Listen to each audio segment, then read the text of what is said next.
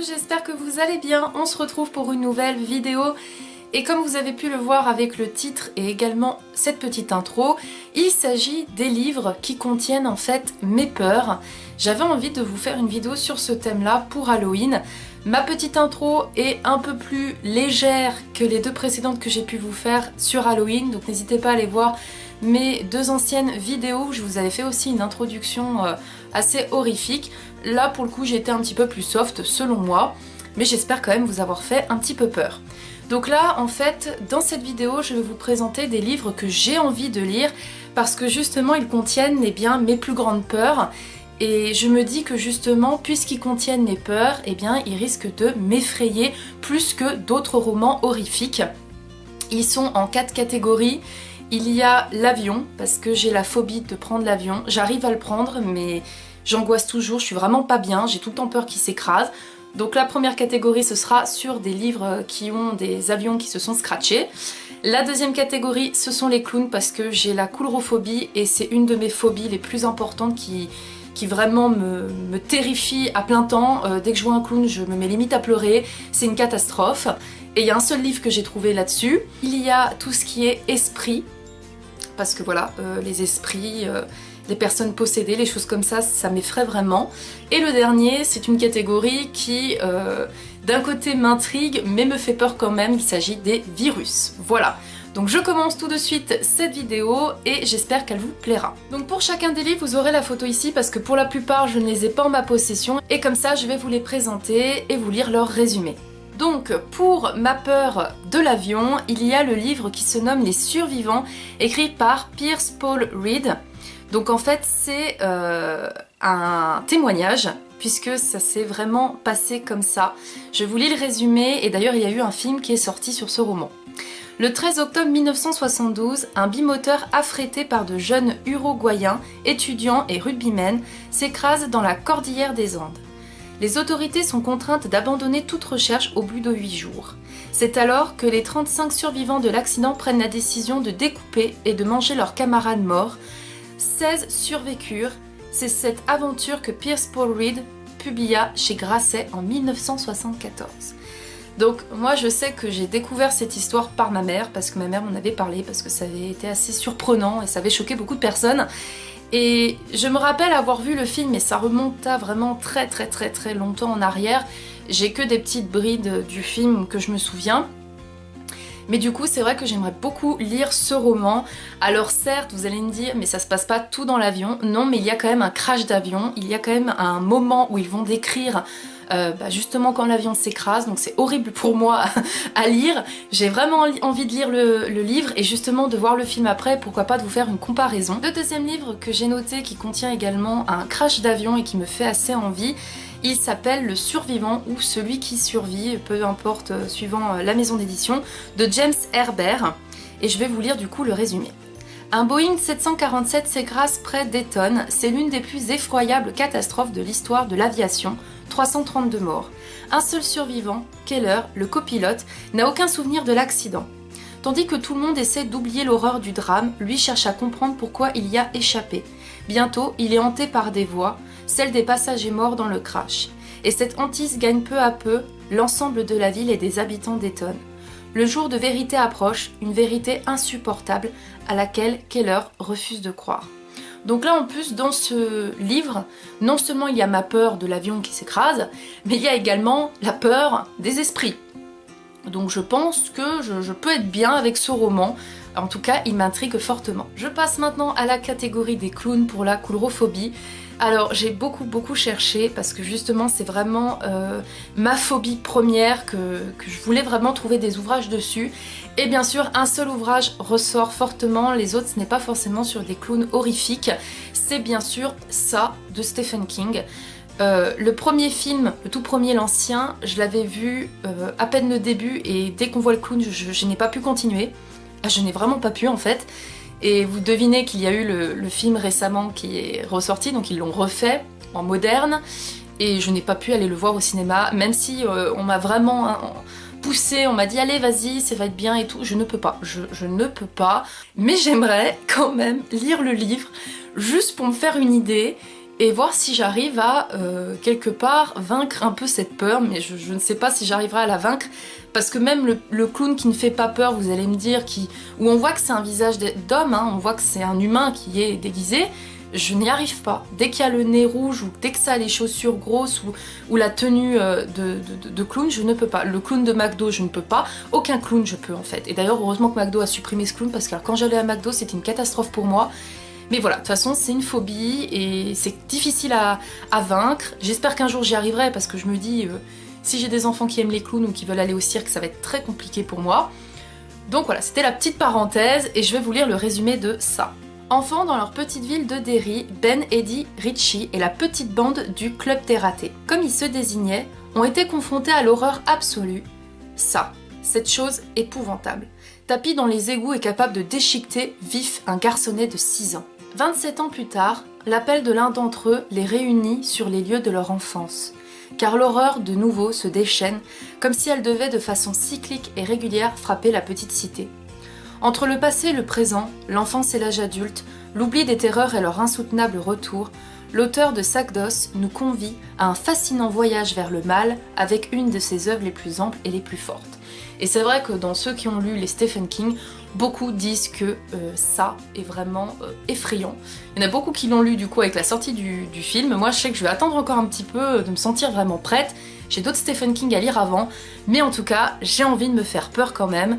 Je ne sais pas si j'arriverai au bout de ma lecture, je vous tiendrai au courant quand je le commencerai, mais il me fait quand même envie. On passe maintenant à la catégorie esprit, puisque, comme on le dit toujours, on ne sait pas si ça existe pas, chacun croit ce qu'il veut, mais moi tout ce que je sais c'est que, à chaque fois que je vois un film d'horreur avec des esprits, notamment si vous avez vu mon article sur mon blog où je vous cite mes films d'horreur préférés, il y en a 15, n'hésitez pas à aller le voir, je vous le mets en barre d'infos. Je vous cite forcément celui qui me fait le plus peur, c'est Insidious. Et Insidious, il y a des esprits dedans et je peux vous assurer que ça vous fout la pétoche. Et du coup ça fait que moi, les esprits, ça me fait peur. Voilà, les objets qui bougent, les ombres fantomatiques, les choses comme ça, ça me met mal.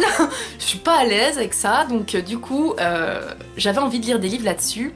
Et le premier forcément qui revient, et c'est toujours le même auteur, c'est bien sûr Stephen King avec Shining. Donc je vais vous lire tout de suite son résumé. Situé dans les montagnes rocheuses, l'Overlook Palace passe pour être l'un des plus beaux lieux du monde. Confort, luxe, volupté, l'hiver, l'hôtel est fermé, coupé du monde par le froid et la neige. Alors seul l'habite un gardien. Celui qui a été engagé cet hiver-là s'appelle Jack Torrance.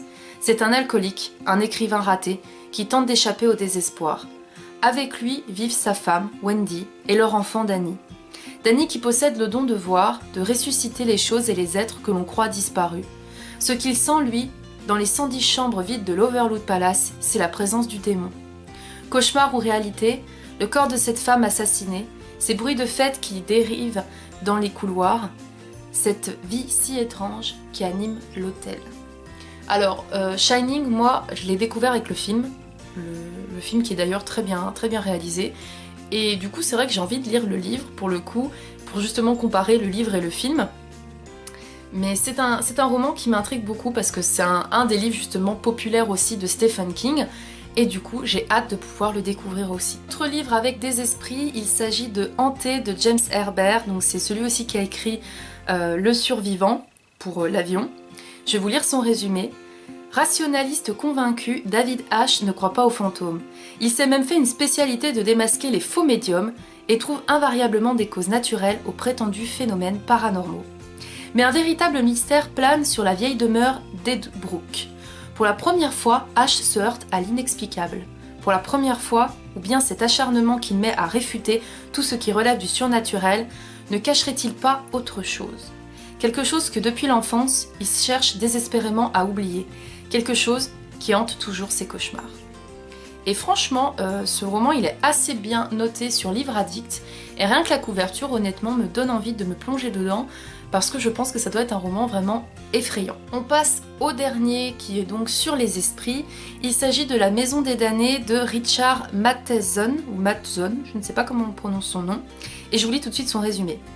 Passer une semaine dans une maison réputée hantée depuis 30 ans, telle est la mission confiée au Dr Barrett et à une équipe de spirites par un milliardaire mourant, qui s'intéresse de près à la survie de l'âme. Mission que le parapsychologue s'empresse d'accepter, y voyant là l'occasion de triompher des maléfices et de vérifier ses théories scientifiques sur l'existence d'une vie après la mort. Arrivés sur place, les investigateurs se rendent compte que le lieu est à la hauteur de sa réputation. Résonnant des crimes et des orgies qu'elle a accueillis par le passé, la maison Balasco semblait n'attendre que.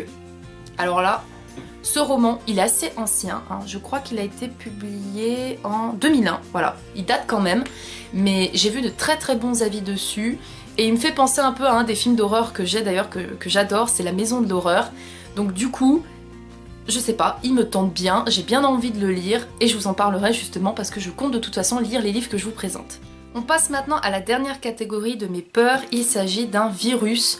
Donc tout ce qui est zombies, les choses comme ça, j'avoue que ça m'effraie parce que je me dis que c'est quelque chose qui peut arriver, non pas, attention, non pas que l'on meurt et que l'on revient à la vie et qu'on bouffe les gens, pas dans ce sens-là, plus dans le sens où on chope un virus qui fait qu'on devient des cannibales et qu'on s'entrebouffe. Moi ça serait plus un virus dans ce sens-là parce que les zombies, j'ai un peu plus de mal à croire qu'un corps inanimé, mort, peut revenir à la vie, hein, ça franchement j'ai quand même du mal, mais par contre d'avoir un virus qui fasse qu'on devienne complètement zinzin et qu'on se mette à bouffer les gens autour de nous, ça je le crois un petit peu plus.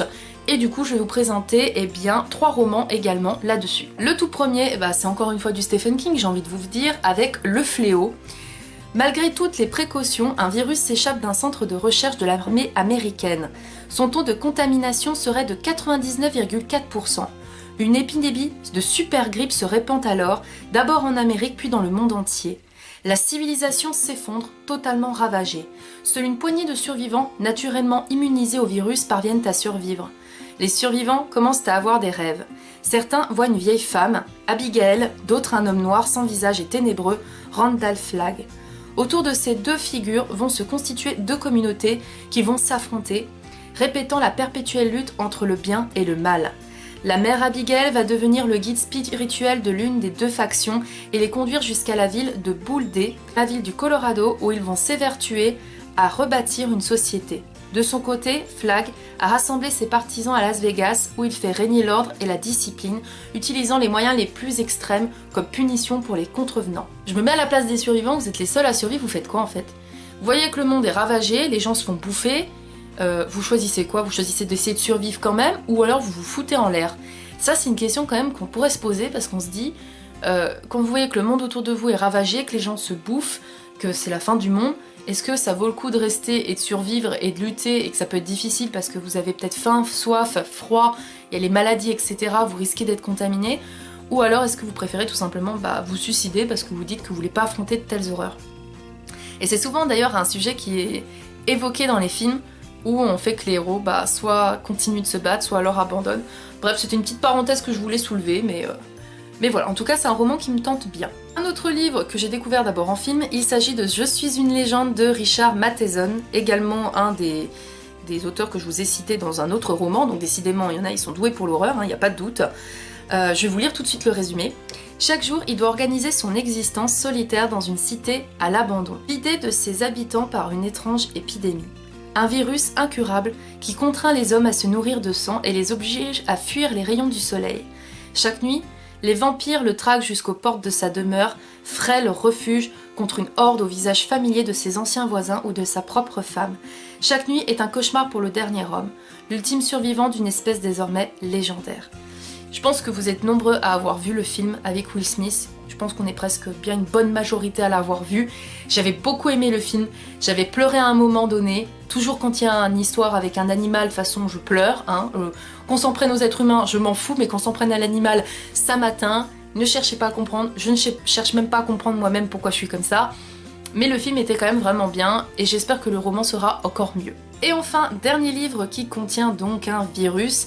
Il s'agit de Le Passage, donc c'est le premier tome, c'est une trilogie actuellement, de Justin Cronin ou Cronin, je ne sais pas comment on dit son nom, et je vais vous lire tout de suite le résumé. Année 2010, dans le Tennessee, Amy, une enfant abandonnée de 6 ans, est recueillie dans un couvent. Dans la jungle bolivienne, l'armée américaine recherche des membres d'une expédition atteinte d'un mystérieux virus. Au Texas, 2 agents du FBI persuadent un condamné à mort de contribuer à une expérience scientifique gouvernementale. Lui et les autres condamnés à la peine capitale participant au projet MUT et développent une force physique extraordinaire. Les 2 agents du FBI sont alors chargés d'enlever une enfant, Amy, peu après que le virus a été inoculé à cette dernière. Les mutants attaquent le centre de recherche. Donc ce roman, on a beaucoup entendu parler, enfin moi en tout cas je l'ai pas mal vu circuler, que ce soit sur internet, Blablaco, Booktube, etc. Pas mal de gens l'ont lu et ont dit qu'il était vraiment bien. Cette vidéo est maintenant terminée et j'espère qu'elle vous aura plu. N'hésitez pas à me dire, eh bien vous, quelles sont vos plus grandes peurs, que ce soit des peurs qui voilà, vous gênent comme moi, l'avion, je dirais pas que c'est une phobie, mais voilà, ça m'effraie quand même. Ma phobie c'est surtout la coulrophobie, mais n'hésitez pas à me dire vos peurs, vos phobies, voilà, qu'est-ce qui vous effraie le plus et pourquoi aussi, parce que des fois on a des peurs qui viennent aussi d'un événement du passé. Moi pour la coulrophobie je sais pourquoi, parce que quand j'étais gamine j'ai été choquée plusieurs fois à cause de clowns qui m'ont fait peur, donc voilà, maintenant c'est ancré, c'est fini, c'est trop tard. Et dites-moi aussi si parmi les livres que je vous ai présentés, eh bien s'il y en a que vous avez lus, n'hésitez pas à me dire justement si ils contiennent bien ma peur, s'ils sont bien ou pas, ce que vous en avez pensé. Et sinon, est-ce que du coup je vous ai donné envie de découvrir certains romans que vous ne connaissiez pas? J'ai bien envie de savoir en commentaire. Et en tout cas, je vous souhaite à tous une bonne fête d'Halloween, que vous ayez bien peur. Et je vous dis à très vite pour une prochaine vidéo. Salut!